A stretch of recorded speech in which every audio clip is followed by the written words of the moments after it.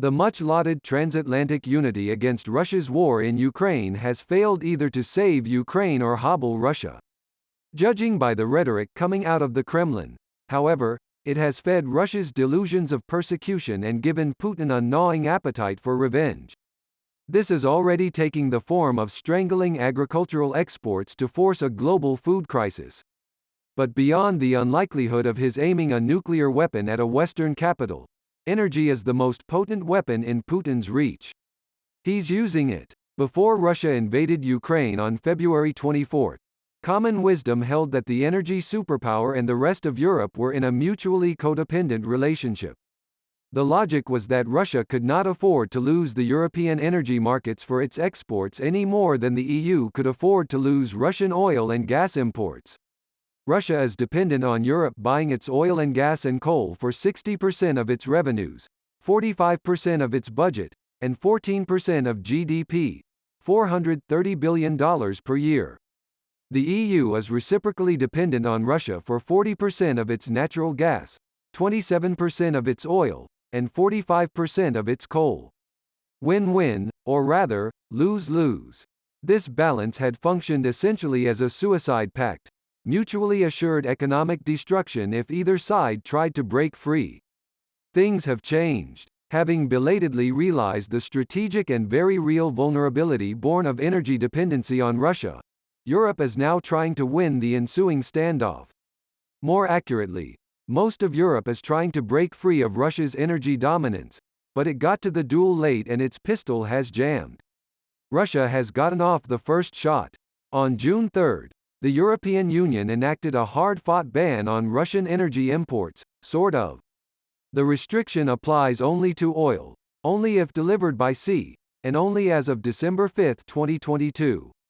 2 months later, seaborne refined petroleum products, such as diesel and naphtha, will be banned. Oil and oil products that enter Europe from Russia by pipeline are not covered. Natural gas is not covered. Coal is not covered. The ban is prospective instead of immediate. And some countries have exemptions, including Hungary, Slovakia, the Czech Republic, Croatia, and Bulgaria. An EU-wide embargo agreement proved impossible. The US even agreed to maintain a sanctions carve-out through December 5, 2022 that will allow European companies to continue processing payments for Russian oil. Nonetheless, European Commission President Ursula von der Leyen assured the world that despite the narrow scope of the compromise ban it would be an important step forward. She promised 90% of Russian oil imports into the EU would be cut by 2024. In part, this is because approximately 67% of crude oil imports are seaborne. Getting to 90%, however, requires counting Poland and Germany's non-binding pledges to voluntarily stop buying Russian pipeline oil by the end of 2022. This is probably a fantasy. The partial oil ban is meaningful because it is something where nothing was before, and because getting recalcitrant and pro-Kremlin Hungary to agree to anything is remarkable. Yet Europe has paid Russia approximately $63 billion for energy imports just since its invasion of Ukraine. And it is natural gas, not oil, where the Kremlin has the most clout and thus the most to lose from a European embargo. But despite ongoing negotiations, Europe seems incapable of taking the hard steps toward severing its gas dependency on Russia. Moreover, it may already be too late. While Europe has struggled to get its sanctions footing, Putin has taken retaliatory initiative. In late April he cut off natural gas to Poland and Bulgaria. The Yamal gas pipeline that moves natural gas from Russia through Poland to Germany has been entirely unused by Russia for more than a month now.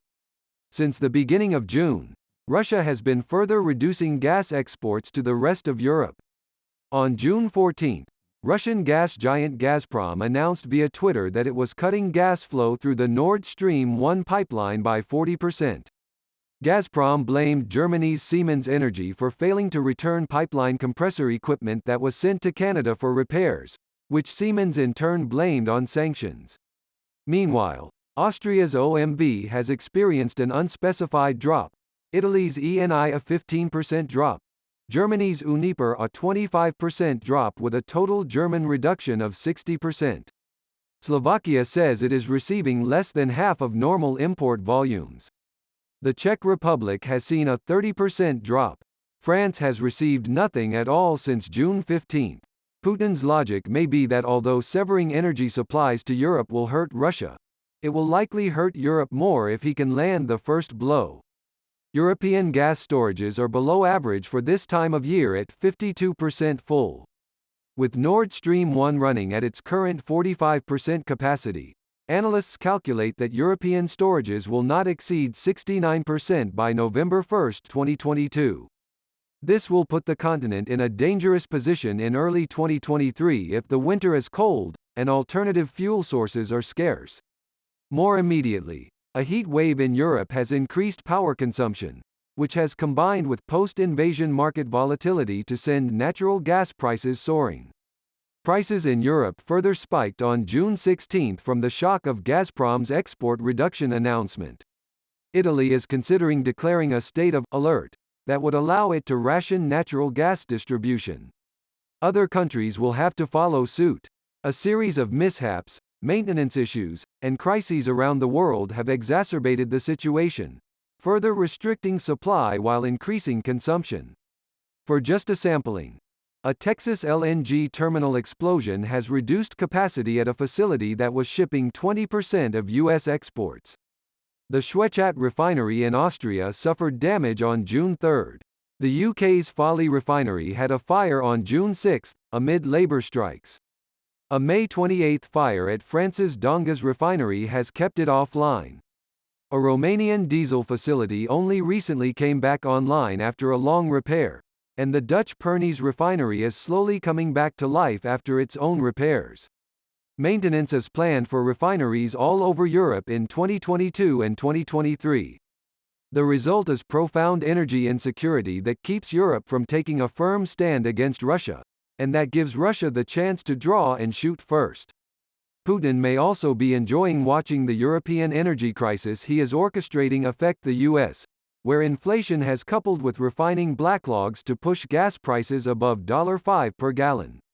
Even though petrol prices in Asia and Europe are over $11 per gallon, economic woes may suffocate the Biden administration, a clear win for Putin.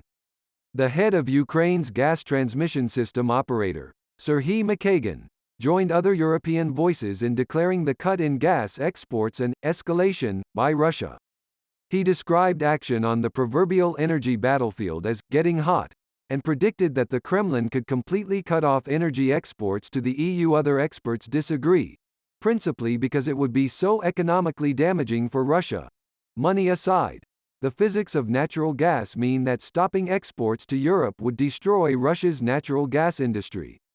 The Kremlin's energy retaliation against Europe amounts to a cut off the nose to spite the face move, undoubtedly. But there is mounting evidence that Putin is considering it, and may have already cocked his gun. Europe, and the world, should prepare in earnest.